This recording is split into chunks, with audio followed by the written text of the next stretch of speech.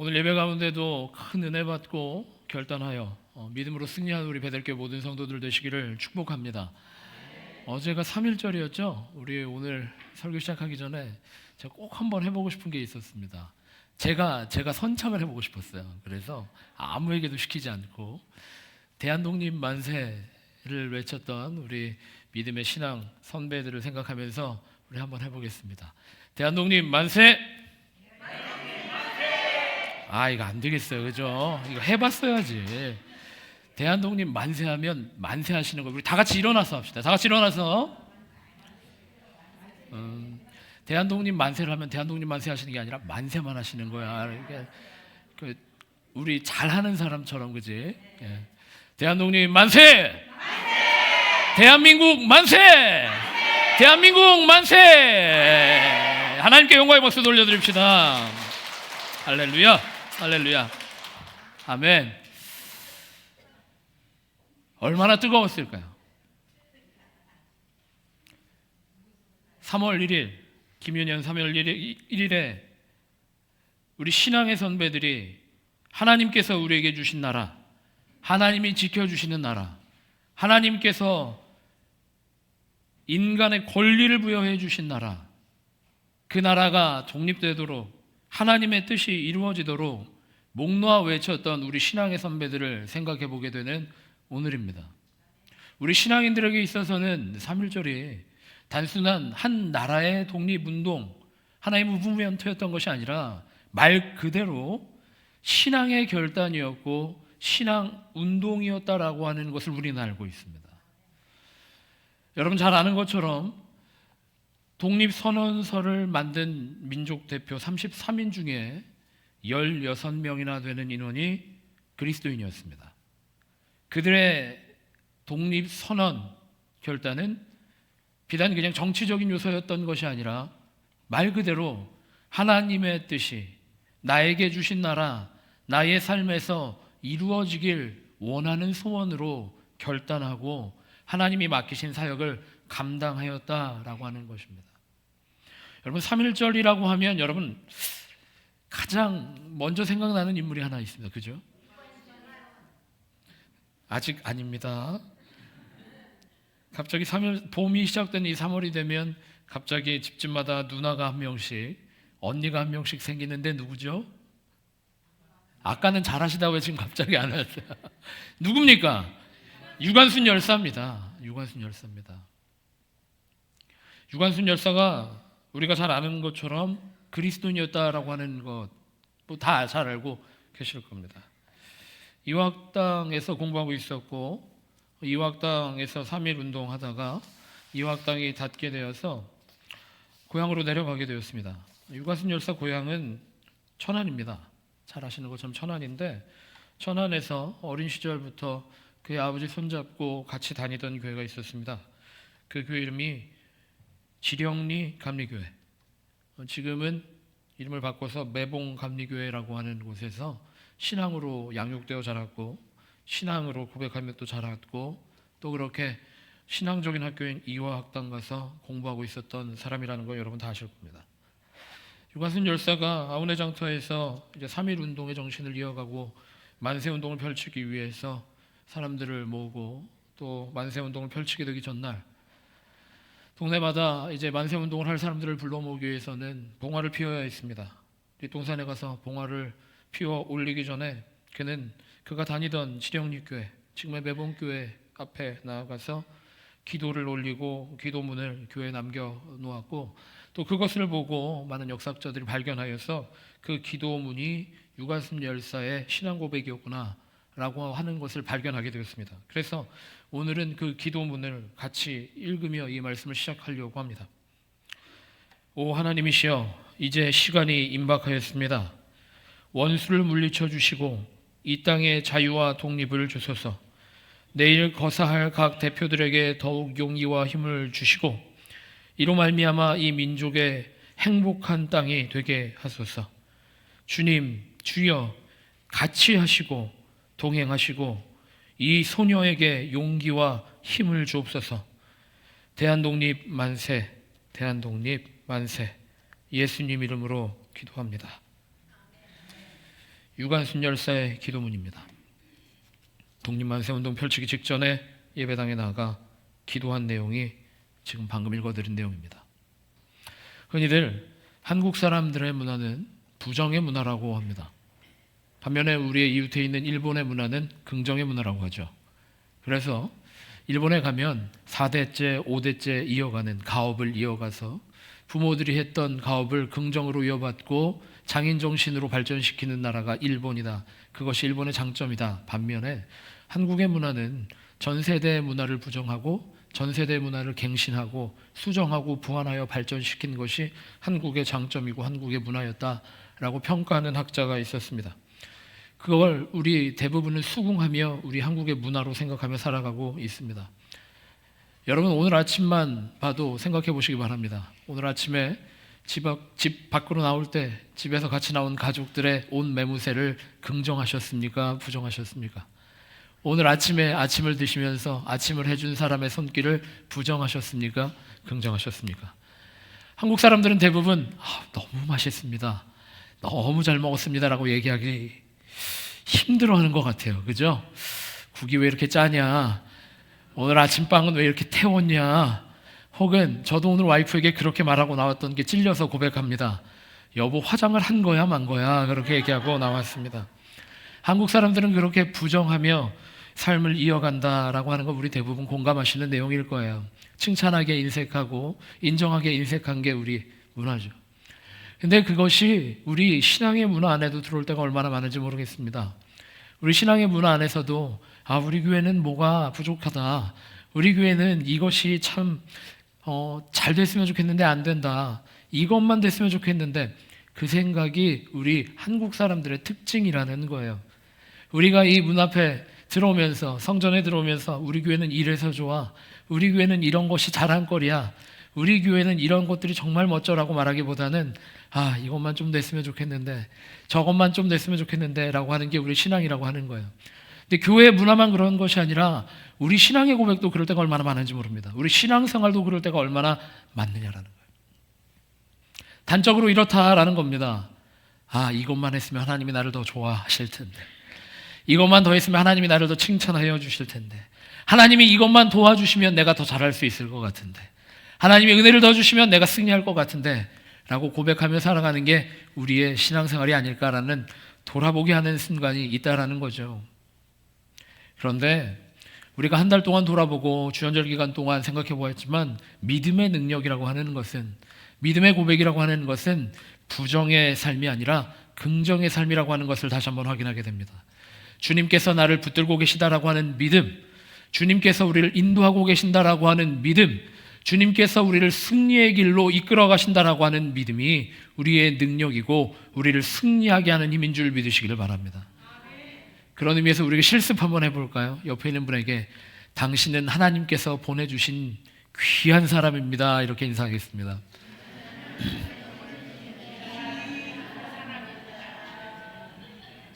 아멘이십니까?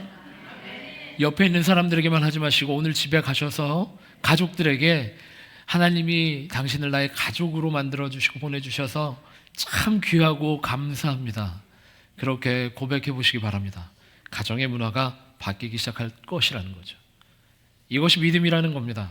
주님께서 여기까지 인도하셨다라고 하는 믿음, 삶의 동반자를 주님께서 나에게 허락하셨다라고 하는 믿음, 나의 가족들을 나에게 허락하셨다라고 하는 믿음, 나의 자녀를 하나님께서 가장 합당한 모양으로 허락하셨다라고 하는 믿음. 우리 기독교 신앙이 거기서 시작된다라고 하는 거죠. 우리가 설교를 시작하면서 유관순 열사의 예를 들었는데, 유관순 열사가 부정의 능력으로 독립운동을 전개하며 나섰겠습니까? 아니면 주님께서 붙들고 계시고 주님께서 인도하시고 주님께서 능력이 되어주실 것을 믿고 장터로 나아갔겠습니까? 주님께서 나에게 맡기신 사명이라고 믿고 나아갔을 겁니다. 주님께서 능력이 되어주실 것을 믿고 나아갔을 것입니다. 주님께서 나에게 주신 나라라고 믿고 나아갔을 겁니다. 주님께서 승리하게 하실 것이라고 믿고 나아갔을 겁니다. 이렇게 우리 신앙의 역사는 주님께서 능력 주셨음을 믿고 주님께서 인도하심을 믿고 살아갈 때 주님이 허락하시는 승리를 경험하게 된다는 겁니다. 오늘 설교의 제목이 세상을 이기는 힘이 바로 믿음이라고 했습니다. 세상을 이기는 힘은 우리가 주님의 인도하심 가운데 있음을 믿을 때에 시작된다라는 거예요. 오늘 우리가 3일절을 지나고 오늘 3월 2일이기 때문에 제가 오늘은 조금 다르게 발제와 같은 설교를 하려고 합니다. 유관순 열사를 했으니까, 유관순 열사 얘기를 했으니까 그 시대의 역사를 한번 돌아보도록 하죠. 독립선언서를 만든 민족대표가 대부분이 기독교인이었다라고 하는 걸 제가 이미 말씀을 드렸습니다. 대한민국이라고 하는 나라가 만들어지기까지도 얼마나 많은 기독교인들이 고백하고 결단하여 헌신하였는지 모릅니다. 특별히 임시정부를 비롯한 대한민국 정부가 건립될 때 이승만, 안창호, 김규식과 같은 사람들이 신실한 그리스도인이었다라고 하는 사실은 우리 모두가 알고 있는 내용입니다. 특별히 초대 이승만 대통령의 경우 프린스턴에서 신학을 공부하고 미국 안에서 그리스도를 영접하고 신앙의 능력 안으로, 신앙의 관점으로 대한민국을 건립해야 되겠다라고 결단했던 사람이라고 하는 사실을 우리는 모두가 알고 있습니다. 대한민국이 만들어질 당시, 대한민국의 헌법이 세워질 당시에 그 헌법 안에도 신앙의 고백이 여기저기 들어가 있다라고 하는 사실은 우리가 모두 알고 있는 사실입니다. 많은 헌법학자들이 평가할 때 대한민국의 헌법은 참으로 신기한 헌법이다라고 평가한다라고 합니다. 국교가 기독교가 아니고 대부분의 국민들이 기독교인이 아니었음에도 불구하고 그 나라를 세우는 헌법 정신이, 그 나라를 일으켜 세우는 헌법의 정신이 기독교 정신으로 가득 차 있다라고 하는 것은 정말 흥미로운 일이다, 정말 신기한 일이다, 정말 놀라운 일이다라고 평가한다라고 합니다. 대한민국 헌법 1조에 기록되어 있는 대한민국의 주권은 국민으로부터 나온다라고 하는, 우리가 다 알고 있는 이 헌법의 내용, 이 내용은 미국의 헌법 내용과 매우 유사합니다. 특별히 주권이라고 하는 개념이 천부 인권으로부터 나왔다라고 하는, 그래서 모든 국민에게 주권이 있다라고 하는 해석은 기독교 신앙의 아주 진정한 고백일 수밖에 없다라고 하는 거예요. 대부분의 민주주의 국가에서 아주 소중하게 생각하고 있는, 자유민주주의 국가에서 소중하게 생각하고 있는 이 천부인권이라고 하는 개념, 정치적인 개념으로 풀어서 설명하면 사람들의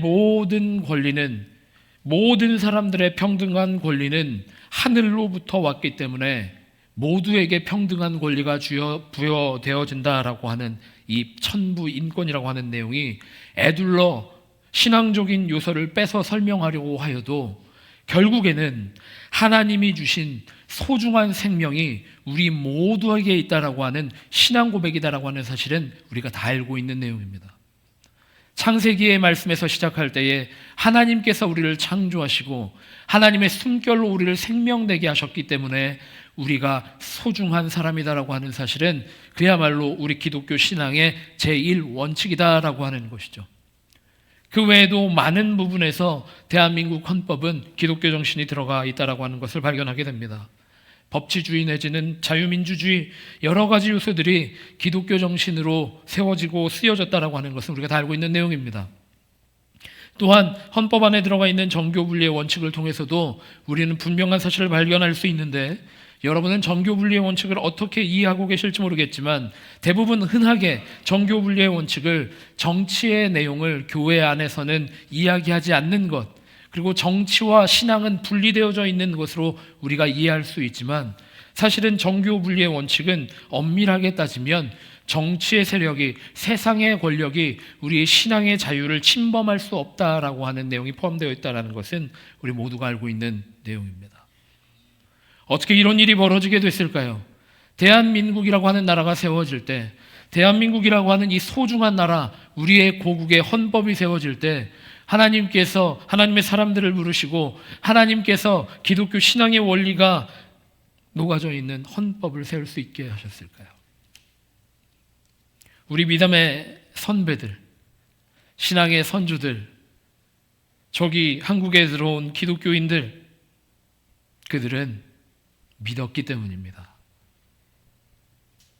하나님이 허락하여 주신 삶의 자리를 믿었고, 하나님이 허락하신 내 나라를 믿었고, 하나님의 통치가 이 땅 가운데서 이루어질 것을 믿었고, 하나님의 통치가 승리하게 될 것을 믿은 그리스도인들이 삶의 자리에서 결단하고 삶의 자리에서 신앙으로 모든 역경을 이겨냈기 때문인 줄 믿으시길 바랍니다.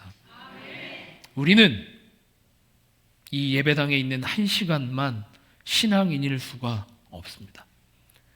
이 성전 안에 있는 시간만큼만, 딱 그만큼만 그리스도인인 것이 아닙니다. 우리의 믿음은 이 예배당 안에서만 결단하는 것이 아닙니다. 예배드리며 말씀에 귀 기울이고 순종하고 결단하여 믿음으로 세상 나아가서 살아갈 때 예배가 완성되는 것이고, 그야말로 주님의 인도하심이, 주님의 승리하심이 우리의 삶의 자리에서 세워진다라고 하는 것을 믿는 여러분 되시기를 축복합니다. 우리가 함께 본 말씀 요한일서 5장 말씀, 이 말씀을 우리가 다시 한번 묵상하여 봅니다. 7절 말씀을 보면, 다시 한번 봅니다. 5장 4절 말씀을 보면, 무릇 하나님께로부터 난 자마다 세상을 이기느니라. 세상을 이기는 승리는 이것이니 우리의 믿음이니라. 세상을 이기는 승리는 이것이니 우리의 믿음이니라. 우리의 삶을 주님께서 붙들고 계시는 것을 믿는 베델교회 모든 성도들 되시기를 축복합니다. 예수께서 하나님의 아들이심을 믿는 자가 아니면 세상을 이기는 자가 도대체 누구겠느냐? 하나님의 아들을 믿는 자가 아니면 세상을 이길 자가 도대체 누구겠느냐? 성경에서 가장 큰 사랑을 받는 인물 중에 하나가 바로 다윗일 겁니다. 그 다윗의 인생 중에 우리가 가장 사랑하는 장면이 아마 다윗과 골리앗의 전투 장면일 겁니다. 다윗과 골리앗의 전투 장면에서 우리가 눈여겨보고 기억하고 있는 여러 장면들이 아마 계실 거예요. 누군가에게는 물맷돌이, 누군가에게는 젊고 어린 다윗의 모습이, 또 누군가에게는 갑옷의 사이즈가 너무 커서 헐렁헐렁했던 모습이 생각나실 수도 있을 겁니다. 하지만 성경이 말하고 있는 가장 중요한 다윗과 골리앗 전투에서 가장 중요한 부분은 사무엘상 17장 45절 말씀에 나오고 있는 다윗의 고백입니다. 다윗의 결단이라는 것입니다. 다윗이 블레셋 사람에게 이르되 너는 칼과 창과 단창으로 내게 나아오거니와 나는 만군의 여호와의 이름, 곧 내가 모욕하는 이스라엘 군대 하나님의 이름으로 내게 나아가노라. 여러분, 예배드리고 세상에 나아가실 때 어떻게 결단하십니까? 말씀으로 감동받고 말씀으로 회복되어진 상태에서 세상에 어떻게 나아가십니까? 주님이 나에게 주신 말씀으로 세상에 나아가 승리하겠다 결단하고 세상에 나아갈 수 있는 베델교회 모든 성도들 되시기를 축복합니다. 세상은 세상의 방법이 더욱 탁월하다라고 말하지만, 세상의 기준이 더욱 강력하다라고 말하지만, 세상의 유혹이 더욱 달콤하다라고 말하지만, 다윗은 아주 분명하게 너는 칼과 창과 단창으로 나에게 나오지만 나는 만군의 하나님의 이름으로 나아간다. 이 말은 무슨 말입니까? 하나님이 하나님의 능력으로 승리하게 하실 것을 믿는다라는 고백이었습니다. 다윗이 골리앗을 이긴 비결은 물맷돌을 잘 골라내서도 아니었고, 물맷돌을 잘 돌려서도 아니었고 무기를 원활하게 다루어서도 아니었습니다. 그 철저한 고백 가운데 내가 주님의 이름으로만 승리하겠습니다. 주님의 이름만 붙들겠습니다. 주님께만 영광 돌려드리겠습니다. 주님의 승리를 믿으며 세상으로 나아가겠습니다. 골리앗에게 나아가겠습니다. 결단했을 때 하나님께서 승리하셨다라는 겁니다. 요한일서 4장 7절 말씀, 8절 말씀에 보면 요한은 그렇게 고백합니다. 사랑하는 자들아, 우리가 서로 사랑하자. 사랑은 하나님께 속한 것이니 사랑하는 자마다 하나님으로부터 나서 하나님을 알고. 여기가 중요합니다. 8절입니다. 사랑하지 아니하는 자는 하나님을 알지 못하나니 이는 하나님은 사랑이십니다. 우리의 능력이 무엇입니까? 우리의 능력은 주님이 우리에게 사랑 주셨음을 믿는다라는 겁니다. 하나님이 우리를 사랑하신다라고 하는 사실을 믿는다라는 거예요. 우리 옆에 있는 분에게 인사하겠습니다. 주님이 당신을 사랑하십니다.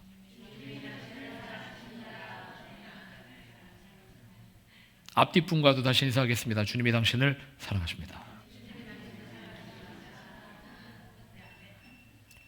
하나님께서 우리를 사랑하시는데, 하나님께서 우리를 사랑하셔서 붙들고 계시고 보호하고 계시는데 세상에 그 어느 것이 우리를 이길 수 있겠습니까?